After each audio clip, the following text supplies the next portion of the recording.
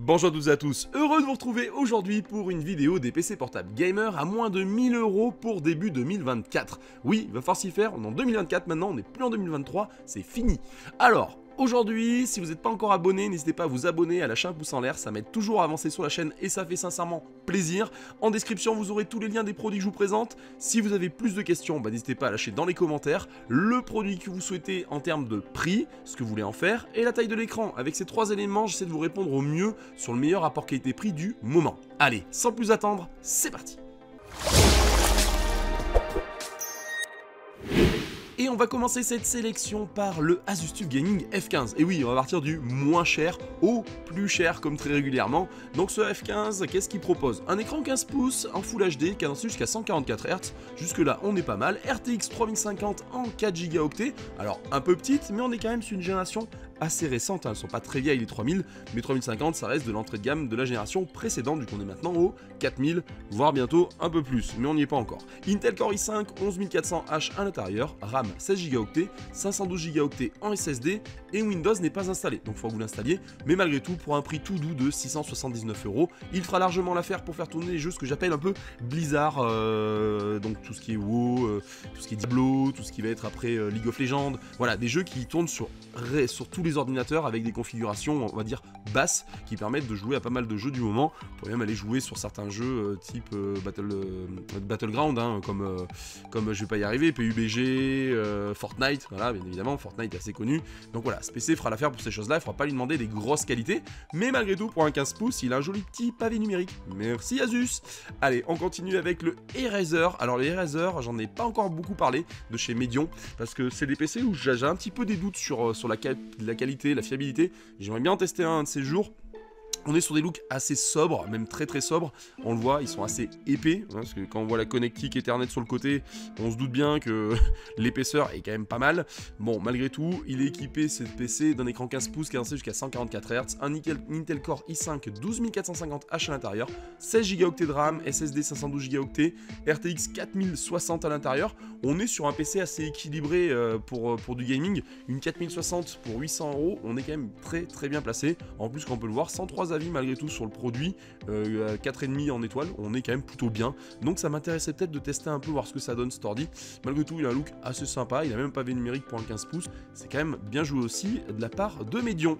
Allez, on continue toujours sur ces discounts avec le Asus TUF Gaming F15 cette fois-ci, en 15 pouces RTX 3050. Alors vous allez me dire, la RTX elle est un peu basse, oui on est encore sur une 3050, Intel Core i5 en 12500H, on est sur de la 12e génération quand même, RAM 16 Go et 512 Go en SSD, pardon, je vais y arriver. Voilà, look assez sobre comme d'habitude, on retrouve le petit pavé numérique, oh, merci de votre plus Asus, merci Asus. Et on continue avec de nouveau le Eraser Defender, cette fois-ci P50, avec un écran 17 pouces, donc on est passé du 15 au 17, cadencé jusqu'à 144 Hz, on est plutôt bien, taux de refresh, i5 12450H, RAM 16 Go, 512 Go en SSD, et une RTX 4060 à l'intérieur.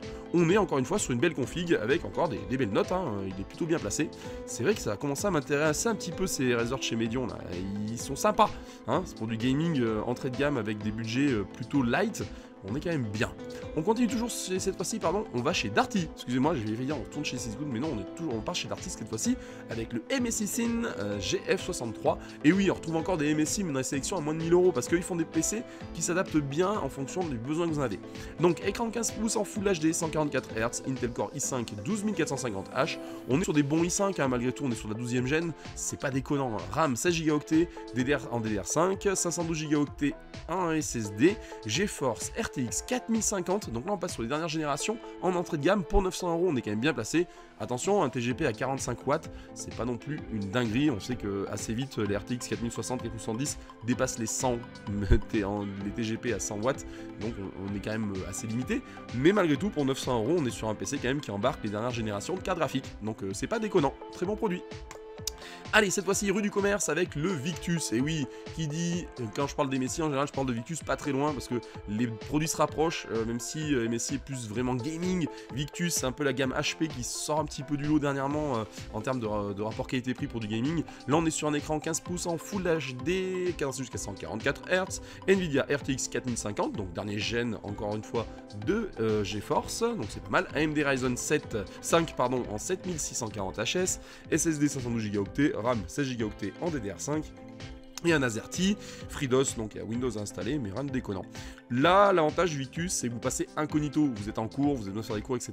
Ça passe plutôt bien. En général, en termes d'autonomie, Victus se place plutôt bien, et ça, c'est quand même pas mal, c'est-à-dire que si vous mettez pas tout à fond, vous pouvez quand même garder votre PC la journée à l'école pour prendre des notes, etc.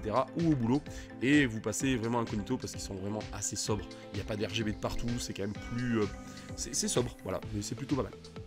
Allez, toujours sur du commerce, le Asus TUF Gaming A15, cette fois-ci, un écran 15 pouces cadencé jusqu'à 144 Hz, Nvidia GeForce RTX 3060 à l'intérieur, donc on n'est pas sur la dernière génération, mais malgré tout le GPU est cadencé avec un TGP à 140 watts, pardon, donc on monte quand même pas mal en watts, ça veut dire qu'il y a de la puissance derrière, c'est pas mal.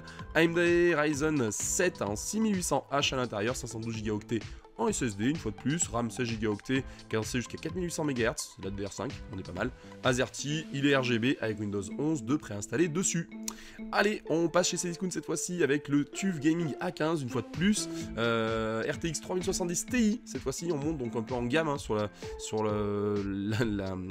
carte graphique, pardon. AMD Ryzen 7 6800H, RAM 16 Go et 1 Teraoctet en SSD. Ça c'est quand même pas mal pour moins de 1000 € et Windows 11 de préinstallé. On est là sur une très bonne configuration en termes de rapport qualité-prix pour 1000 €. Voilà, parce qu'on a 1000 € à 1 centime près, on est très très bien. Et on enchaîne toujours sur Cdiscount avec le Acer Nitro 5 cette fois-ci, écran 17 pouces en Full HD, 144 Hz de taux de refresh, Core i9 à l'intérieur. Alors attention, on est sur la gamme 11900H, donc c'est la gamme 11 en Core i9.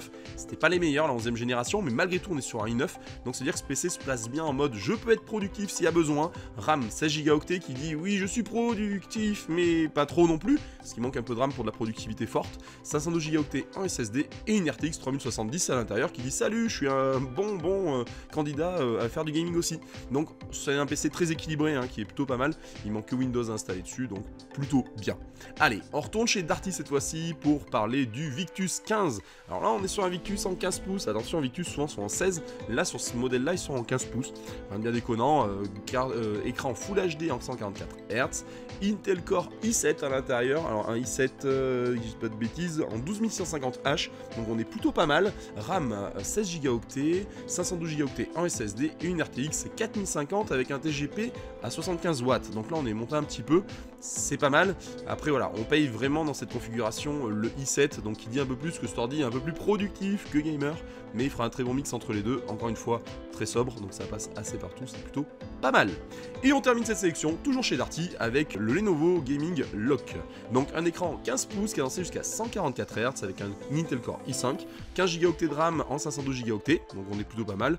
Le Core i5 c'est un 12450H, donc un très bon processeur en génération 12, RTX 4060 avec un TGP à 115 watts, donc on a un très beau moteur graphique à l'intérieur, moi je trouve à mon sens, pour ce PC. Cette sélection, faut pas l'oublier, c'est une sélection à moins de 1000 €, donc ça veut dire que pour moins de 1000 €, vous avez quand même des PC avec des i7 à l'intérieur, avec des cartes graphiques en RTX 4060, des 3070 Ti.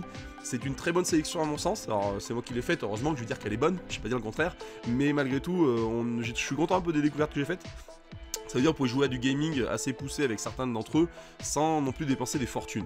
Et voilà, cette vidéo touche à sa fin. Merci à vous d'être toujours de plus en plus nombreux sur la chaîne. J'essaye de donner le meilleur de moi-même pour attirer un peu plus de monde parce que voilà, faut que je la lance un peu cette chaîne. J'ai des collègues autour, j'ai vu qui étaient au même niveau que moi et là en un an ils ont explosé. Donc à moi de jouer le jeu aussi et d'essayer de les rejoindre pour collaborer avec eux, pour faire des choses aussi avec vous, pour proposer d'autres contenus. En tous les cas, je vous dis à très bientôt pour une nouvelle vidéo. Ah ciao, bye bye.